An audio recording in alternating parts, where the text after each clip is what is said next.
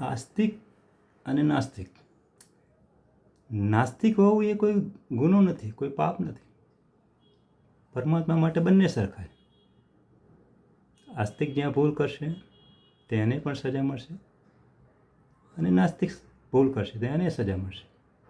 પરમાત્માના નિયમો ચોક્કસ છે, અને પરમાત્મા એમાં કોઈ બાંધછોડ નથી કરતો. આસ્તિક રોજ મંદિર જતો હોય, પૂજા પાઠ કરતો હોય, એ પરમાત્માના નિયમમાં કોઈ બાંધછોડ થશે ના. પરમાત્મા ક્યારે એવું નથી કરતો.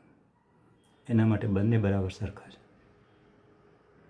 આપણી પૂજા પાઠ,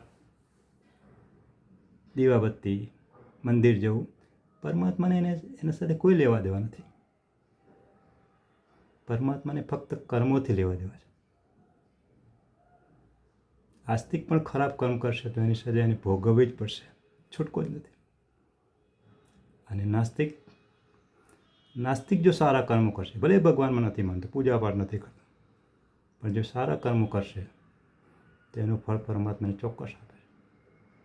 કર્મ ही પૂજા, કર્મ જ મેન છે. આપણી પૂજા પાઠ પરમાત્મા એને કોઈ લેવા દેવા નથી.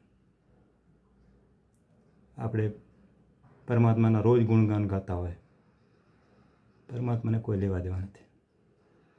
પરમાત્મા ફક્ત કર્મોનો હિસાબ રાખે. એ નિયમ ચોક્કસ છે, એમાં કોઈ બાંધછોડ નથી. આસ્તિક માટે અલગ નિયમ, નાસ્તિક માટે અલગ નિયમ, એવું નથી. પરમાત્મા માટે બંને સરખા, બંને એનું સર્જન છે. નાસ્તિક આસ્તિકના ભેદ તો આપણે ઊભા કરે છે. પરમાત્મા માટે બે સરખા છે. પશુ પક્ષી પ્રાણીઓ પણ ક્યાં પૂજા પાઠ કરે છે, તો એ પણ પરમાત્મા માટે બરાબર. તો આસ્તિક નાસ્તિક હોવું એ કોઈ ગુનો નથી, કોઈ પાપ નથી. અને આસ્તિક હોવું, પૂજા પાઠ કરવું, એ બધું માણસે જ ઊભું કર્યું.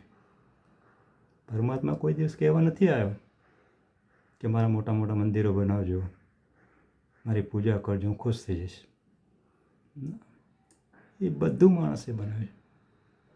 મંદિરો બી માણસે બનાવ્યા, અંદર મૂર્તિ બી માણસે બનાવી, અને પૂજા પાઠ બી માણસે જ બનાવ્યું, અને માણસે જ બધું કરે છે. પરમાત્માને એની સાથે કોઈ લેવા દેવા નથી. પરમાત્મા ચોક્કસ નિયમોથી ચાલે છે. આખી સૃષ્ટિ, પૂરું બ્રહ્માંડ, આપણું જીવન, આપણો સંસાર એ ચોક્કસ નિયમોથી ચાલે. અને પરમાત્મા એમાં ક્યારેય બાંધછોડ નથી કરતો, ક્યારેય નહીં. એમાં કોઈ લાગવકસાઈ નથી ચાલતી, પછી આસ્તિક હોય કે નાસ્તિક. જય સચ્ચિદાનંદ.